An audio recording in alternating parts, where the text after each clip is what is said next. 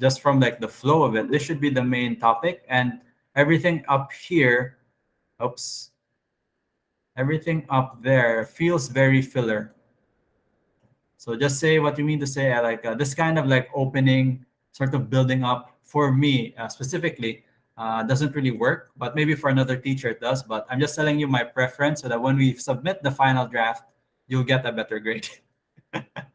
Okay, because you're all writing to me. So this even gets more complicated if you write in a magazine or a like journal or like a peer-reviewed thing or your thesis, because you'll need to think about multiple readers. So you need to think about your panelists. You need to think about mostly just your panelists, your thesis advisor, and then your thesis coordinator. I think they're two different people, like the thesis people, the panelists, blah blah blah.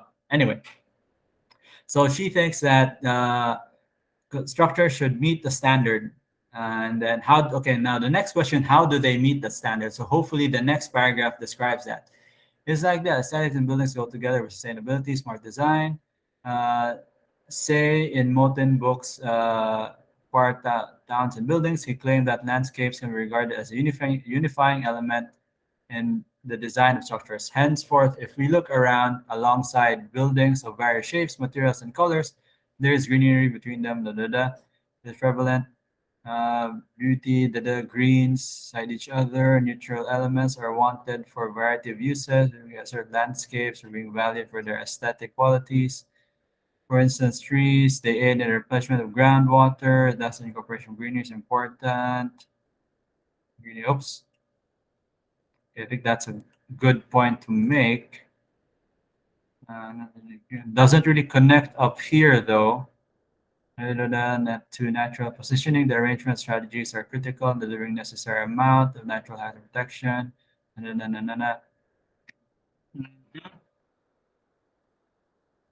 No positioning arrangement, it may necessitate suitable degrees of redundancy, the location and protection of critical elements, hard to improve survival, allowing, and then. Okay, so I think this is a topic sentence here. The problem with this paragraph is just, if you notice, it just goes on and on and on, and then without really making a clear point.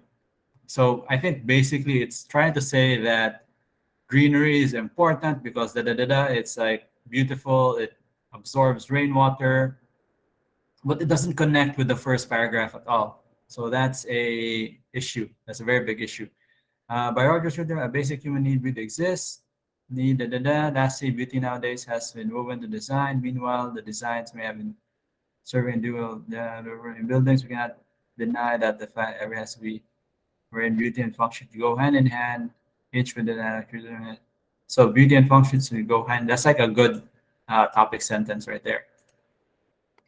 This could be a good topic. I need to expound on that.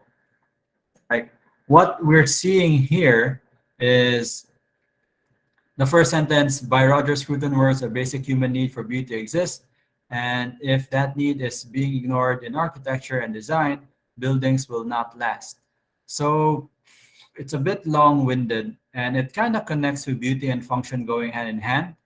But you don't want, when you're writing to me, you don't want to do that because like you're already starting to lose me or like it's really long. Just get to the point. Beauty and function should go hand in hand and then tell me why it should go hand in hand.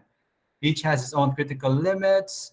This doesn't really like connect as much. You're not telling me why they should go in hand. Functionality, technical value, the function need not go alone, and so as beauty. So yeah, it seems like you're just repeating the same sentence over and over again without really citing examples. So this is very weak. No examples, no clear point, and doesn't really answer the question. Um, so the question here is, do aesthetics or the arrangement of buildings, like talking about the informal and formal model, have an impact on resiliency or like the ability for spaces, like for example, urban design to resist natural disasters? So I guess the question is very bad on my part. I'll just rephrase this to, do you think that, what do you call this? New question. a bit more specific because like my question was too general. Do you think uh, that Motens, let's put 2003, always like reference the book, informal slash formal model have an impact on urban design resiliency. I think that'll be a better question, specifically for this um, essay. So there are a few key points here, missing examples and a bit wordy, so really not so good. I'll give you like 60% for this calculator. So 60, 25 times 0.6. Oops, 25 times zero point 0.6. So around 15 points. And I'll write down here needs to have a clearer sort of message. Try outlining your ideas with topic sentences. For example, a structure should meet standards.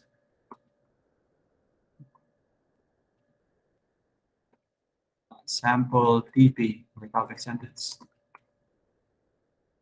And then sample supporting sentence. Supporting sentences. Like, what are those standards?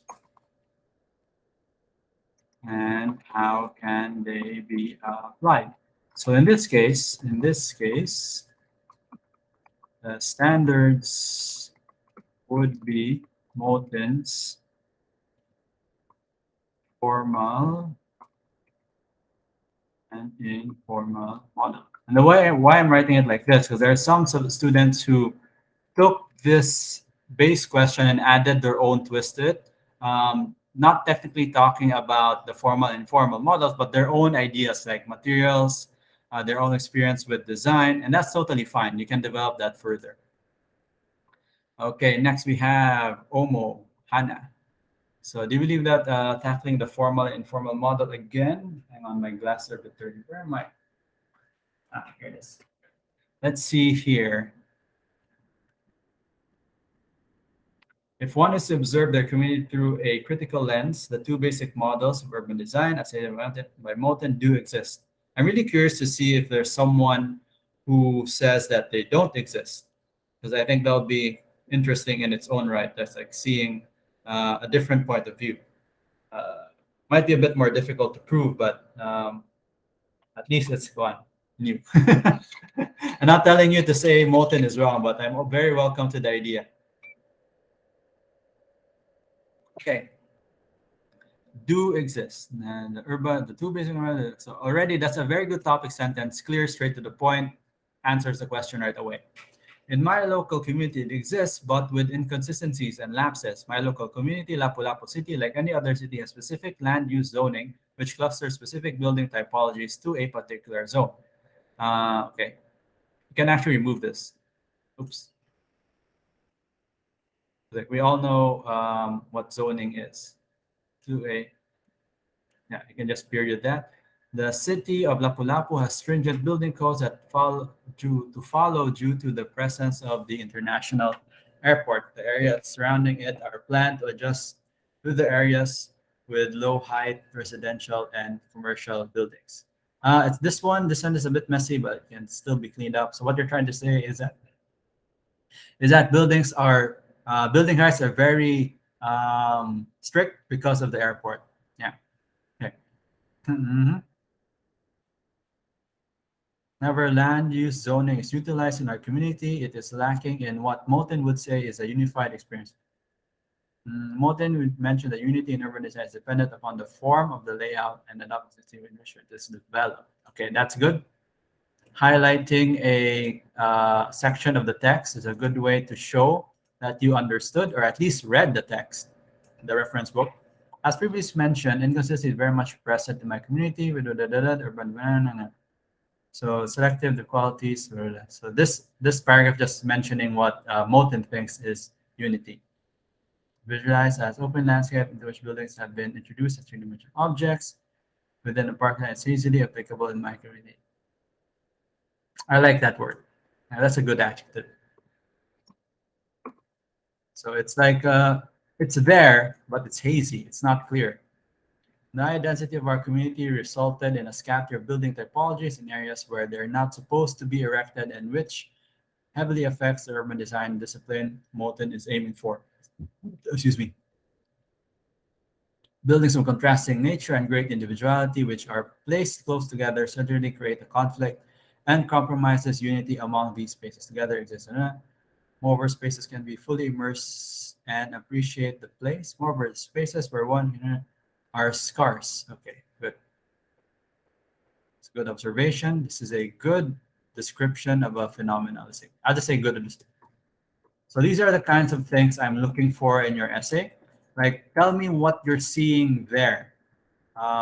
What's gonna the reason why the previous one isn't as good? Wait, this one? Oh, no, this one is Danica's. Is that it seems like she herself, Danica here. Sorry, I'm just pointing your name up over and over again. It seems like you have ideas here. You're talking about landscape, natural elements, but you don't have an actual site to compare it to. Whereas in Hannah's work over here, even though she has no pictures, she highlights a place, Lapu-Lapu City, and then like we're all familiar. If we live in the Cebu province, we know what it looks like, and I can just Google map it, and then I can agree with her what do you call this observations. And then the previous one just had like ideas, no real examples. So as per Moulton, developments with increased density left no space for landscapes, so it deemed to be not a priority. The absence of landscape as in unifying a rather disparate group of buildings. It is otherwise not given much thought or importance unless for parks or plazas. Likewise, for areas frequented by people and also the presence of sidewalks and elevating public's experience to urban structures, it is very poor. A little bit messy, but still works. So just saying that the implementation of public infrastructure is very poor. It's hard to walk. It's hard to appreciate the building. Economic zones, which Lapu-Lapu City is known for, is densely populated daily. With four economic zones, it causes the area to be busy during workers in and out shifts, thus resulting to a chaotic scene during peak hours. This is an interesting observation. We can like talk about this more later. Chaotic, interesting, good observation. Observation. So we're gonna be a bit. There's only 1 hour left. I have like 20 more. But as stated earlier, this is a more relaxed session. So those who want to, we already have this. The first row of answers here will probably be my attendance for this meeting. The other ones will have to like make up next week. So let's look at crossing. To those who are not so busy, who are like watching this video right now, do you think this is chaotic? I'll make a poll here. I'll make a poll. I'll give it a few minutes. Start the poll. Is the Shibuya crossing chaotic? Or if the author is here, please let me know if you think it's chaotic or not. Or what do you mean exactly by chaotic? Launch. Sorry, I spelled it wrong. So to those who are here watching now, who are not like busy with their design or done with their design, do you think this image is chaotic? Yes or no? And I think I'm already like leading the question a bit, but in your personal opinion, you can just there are no right or wrong answers here. So let me see if people are answering. Come in here. No, 3 votes. Okay. Yeah, a lot of people are saying like a lot. I say a lot, but like there's 3 people. Thankfully, there's still 3 people here. I don't want to pressure you guys too much because like again, this is supposed to be a study day. But since we missed a week of discussion, I really just want to point this out. And maybe the on the replay, this will help people with the exam that will be coming on Friday. Also, I'll talk about the exam in the last 30 minutes of our session. So we got three people. Everyone says no. Okay. Yeah, it does not look it's definitely not chaotic. So let's look at the Lapu-Lapu economic zone. So let's say the northern zone up here. And let's go down. Okay. Let's look at these streets. Oh, it's already like, you can't go down there. Let's look at downtown Lapu-Lapu or like city center of Lapu-Lapu. Let's say Lapu-Lapu City Hall. Yeah.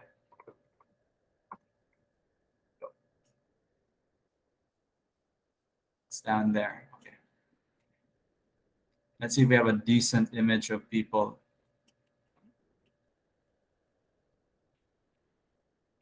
Okay, pretty clean, pretty empty. Okay. Okay, this is definitely not chaotic at all. So hopefully, let's see. Oh, the Sarambala. Let's see here. Oh, it closed it. Speed grader again. So, gosh. Loading. Let's look at this. I just Google chaotic crowd. Okay, that's super chaotic. Not that.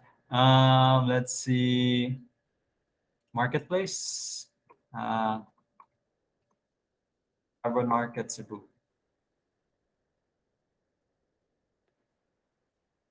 Open image and new tab, or maybe this one.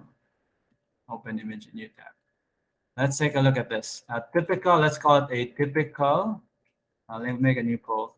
Is this typical Cebuano street or like marketplace? Marketplace chaotic? Yes or no? Again, there's no right or wrong answer here. I just really want to hear the opinion of the 10 people who are still here. Is this image chaotic? Yes or no? So the only difference between this one and the Shibuya crossing is that there's more people in the Shibuya crossing. But surprisingly, a lot of you say it's not chaotic. I was hoping like one person would say it's chaotic. Like if you look at this thing, there are people crossing, not following the pedestrian lanes, but for the most part, it's still pretty safe. Like you're still allowed to like cross this way again because like all the infrastructure is in place, the traffic signals are here. You also see some cars in between the pedestrians, like in the middle of crossing. So I was hoping one or two would say that it is chaotic. But here, you see people like walking down a not really a sidewalk, but on the edges of the street. There are no vehicles. Mostly it's like all pedestrians. And then you see a guy with a cart here. You see a parked motorcycle. And you say yes. Oh, very interesting. Why? Okay, just hold on. Bear with me for a moment. I would say that this is less chaotic than this because everyone here, you see some major guides here, like most of the people are following the pedestrian lane, the cars are in their lanes, etc. And it's like clean-ish. You don't see dirt everywhere. But if you look closer, you see people not following the pedestrian lane. This bus is actually over the line over here. You see a car in the middle of the crossing, like in the like trying to get through, but she got stuck here. Whereas here, it's all people. It's a bit messier, but not that. Like all the stuff is on the edges of the street.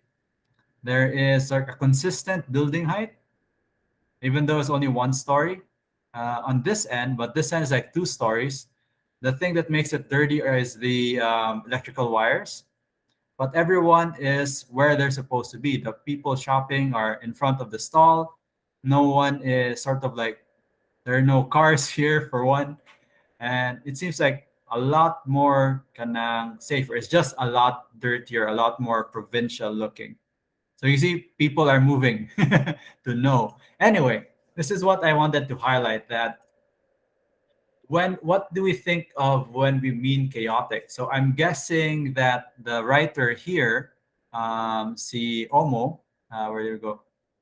Hannah here, is saying chaotic because there's a lot of people going in and out, da, da, da, crossing the street, etc., etc.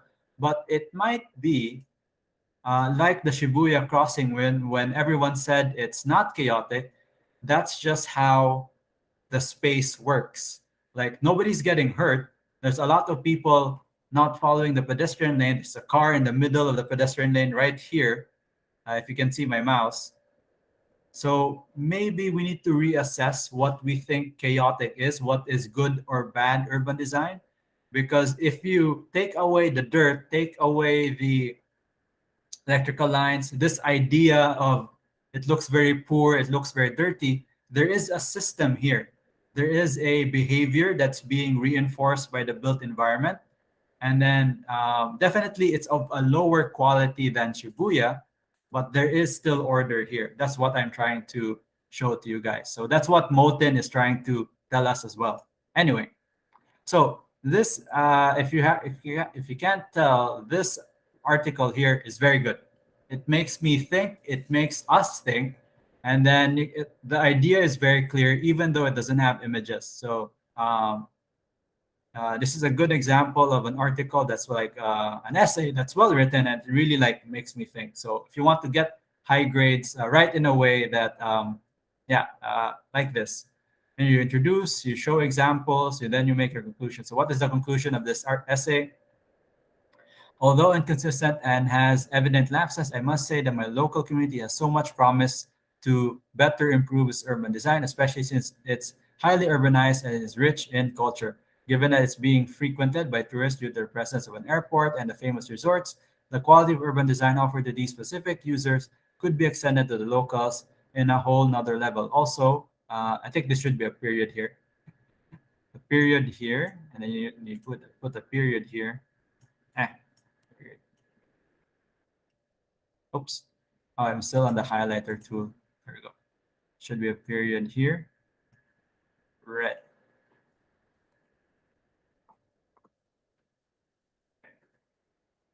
I'm hopeful that the next government will also prioritize the local needs, despite it not given much in the records, blah, blah, blah, blah. Okay.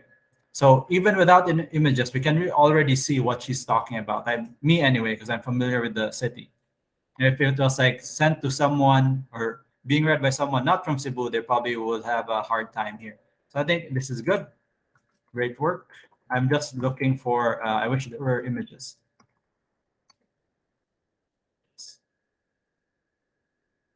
Next, let's look at another one. I think we can do two more before we go to talk about our midterm exam. Okay, this one has images. Nice. I would really like to put your name here. Include your name. Like just for easier checking. Because sometimes I download everything when Canvas is not running properly. So it just helps with the checking. And already there's, I'm as you know, like I read a bit slow because I really want to double check everything inside the essay. So urban resilience as ability and system entity community to adapt to variety changing conditions and withstand shocks while still maintaining essential functions. There are several factors that contribute to resilience of building our city, one of which are the type of method of the construction of structure, building materials used, the layout, and orientation of space in terms of their function, and local climate. All these can be effective steps, blah, blah, blah. This paper will talk about, I think this would be usually what I'm looking for. You don't need to introduce resilience to me. I know it. So you can go just directly to what do you want to talk about? So this one is for me personally. Other teachers might appreciate it, but I'm just like telling you to save both of our times, your time and my time, you can just forego that and go directly to the point. This paper will talk about if there are aspects of features of design aesthetic and arrangement of spaces integrated in a building and urban design that are designed to resist and withstand natural disasters. That can resist. I think a word "can" here could be good because you already use design a lot. You can like put the word.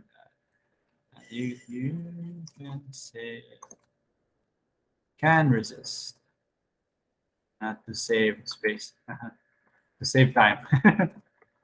Okay. Rapid urban development has created socioeconomic vulnerabilities. Nearly 95% of unplanned urbanizations happening in developed countries are a result of blah, blah, blah, blah, blah. Okay, a city that approximates to a sustainable form and arrangement according to Moulton is compact and flexible in structure. No, no, no, no, no, no, no. Okay, so you put some pictures here, but you don't really talk about the pictures. Okay, so missed opportunity to use the pictures to expound or explain your ideas. Because over here you say Moulton's arrangement. You see over here socioeconomic vulnerabilities. Marginalized who live within the city are the poorest and excluded.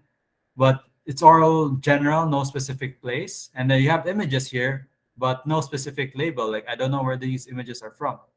Okay. Okay. So, however, in a setting like the Philippines, there are still undeveloped areas. In achieving unity on large-scale approaches, need to be people-centric and offer a nature-based regime. An example would be Barrio Ciudad in Honduras. They use an environmental design that aim to reduce hidden community areas that are isolated without public services to identify and make changes to their physical environment. So, okay. So, example is Barrio Ciudad in Honduras. I'm guessing that's somewhere in Cebu. Stormwater planters, rain gardens. I need to use already developed areas in a more efficient way. Sustainable development takes places a premium on conversion. Na, na, na. With that, the planters along the streets. The resilience and sustainable solutions may be indirect, but helps mitigate less resisting damages. Okay, so I think this is the main point here.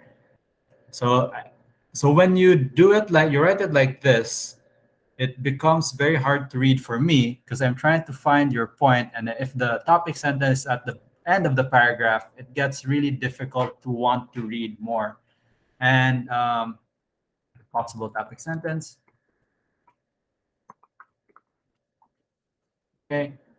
And then you cite the example, but wala, it's stormwater planters, waterways. It's not in Barrio Ciudad in Honduras. These are just general examples. So too general, too vague, doesn't really say anything. And even though you have a reference here on like what is resilience, so your message doesn't push through because you don't cite concrete examples. So they call this nice pictures, but there needs to be uh, good attempt, but there needs to be concrete examples. Uh, so try to show what's happening. Try to describe. You don't even need to have a picture. Describe what's happening in where is it? Barrios Ciudad in Honduras. Like they use an environmental design that aim to reduce internet planning, building, and designing city design transportation system that helps. So you're talking about what they want to do, but you're not telling me why they want to do it, how they do it, why they need it in the first place, what's going on in Honduras. Honduras. Concrete. So maybe label, show pictures from Google Maps, and then explain what the problems are similar to the local community assignment, and how it can be solved with resiliency, um, Molten's formal, formal, formal models,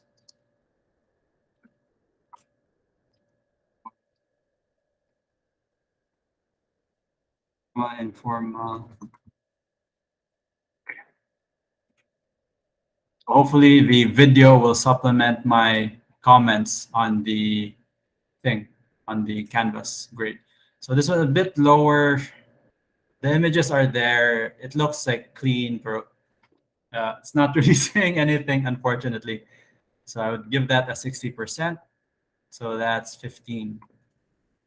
Okay, next. It's here. Also, if the student Hazel, I think Hazel's here. If you have like questions, feel free to ask.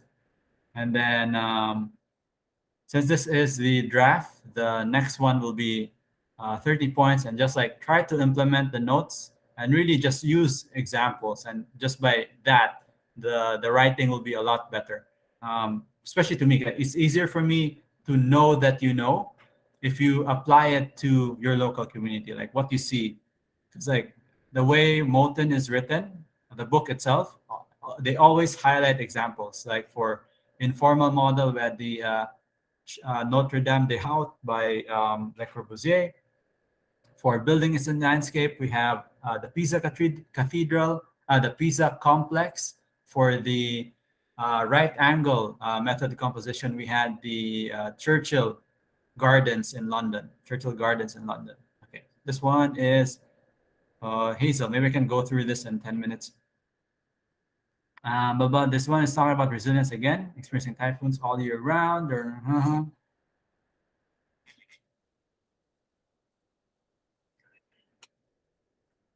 let's see here. So last 16, we all thought it was just like before we didn't pay.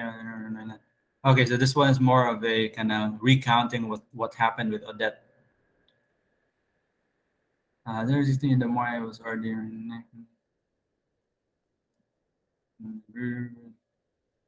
the only one said we didn't. Later, a bit dramatic, but yes, it was pretty crazy. Mm-hmm, mm-hmm.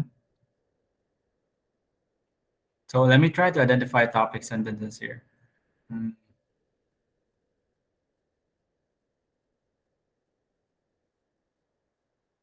So the first one, let's see. So let's okay.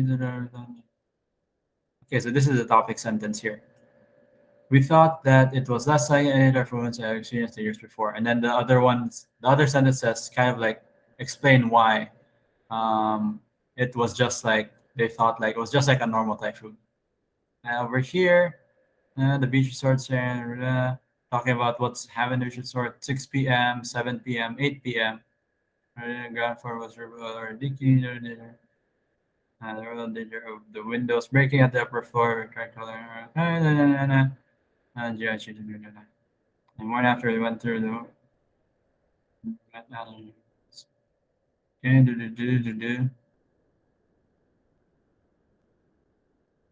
Oh, okay.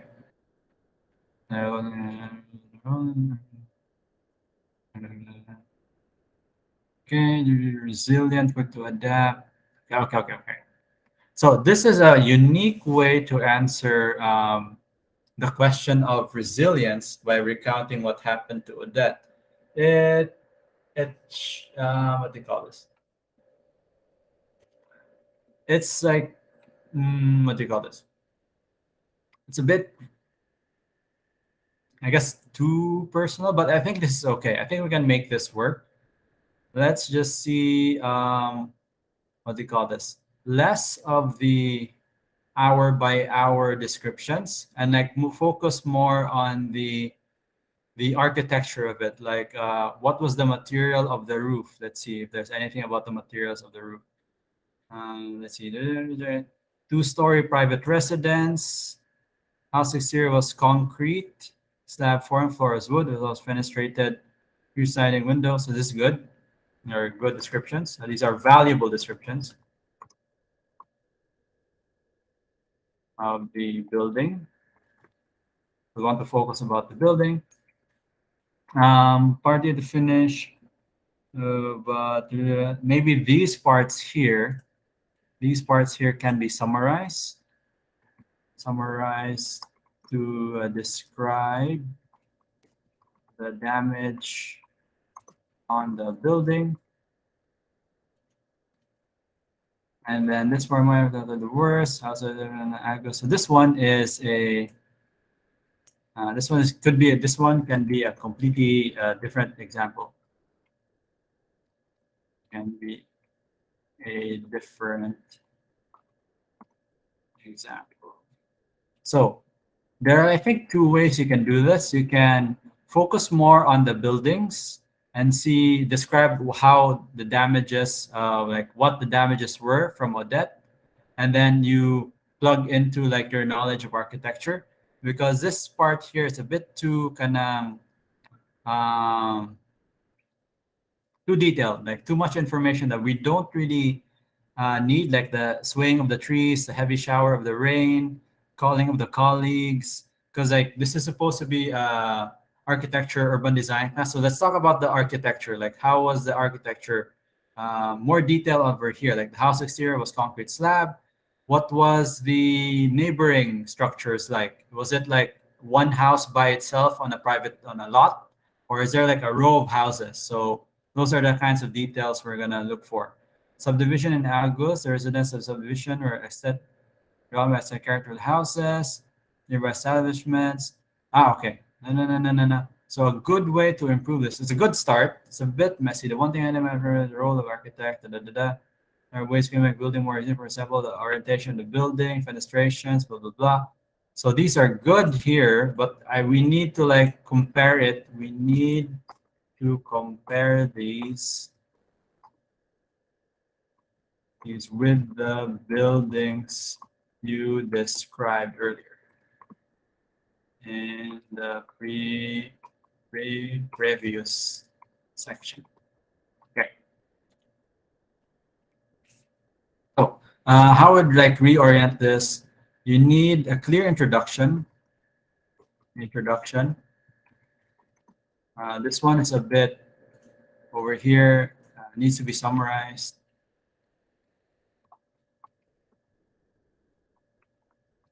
To what do you call this? Tell me what the essay is about. Introduction.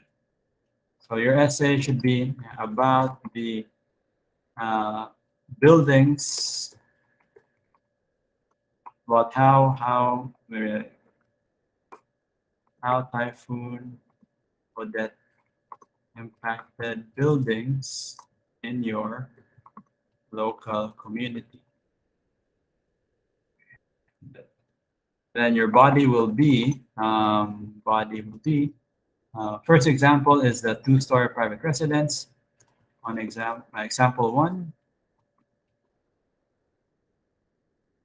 two-story private residence. You could probably show the site or the vicinity, show the vicinity map. And then body two, sorry, example of the subdivision.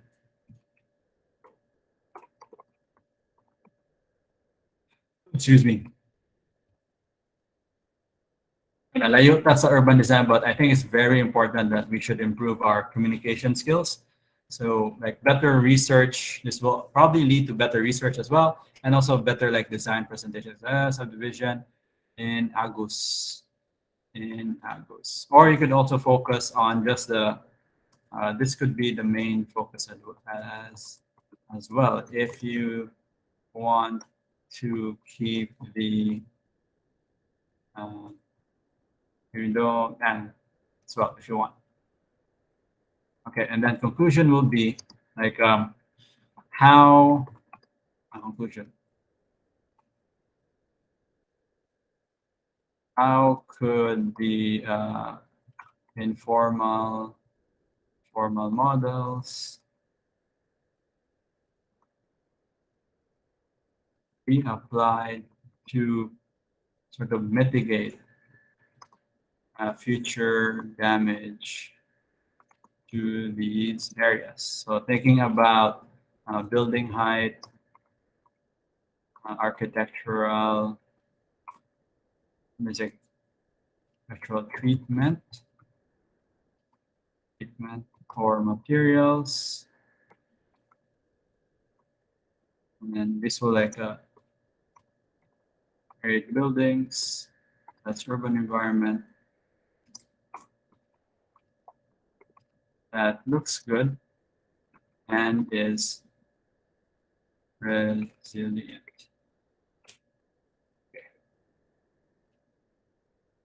Okay, it's 3:30. Let's talk about the midterm. So this one is a bit messy. I can give it like 70%, 25 times 0.7. It offers a very interesting perspective. Okay, next. So that's why I've only gotten through half. These are the kind of things I think about when I check your papers. Okay, so our midterm exam. I'll stop recording here. Oops, stop recording.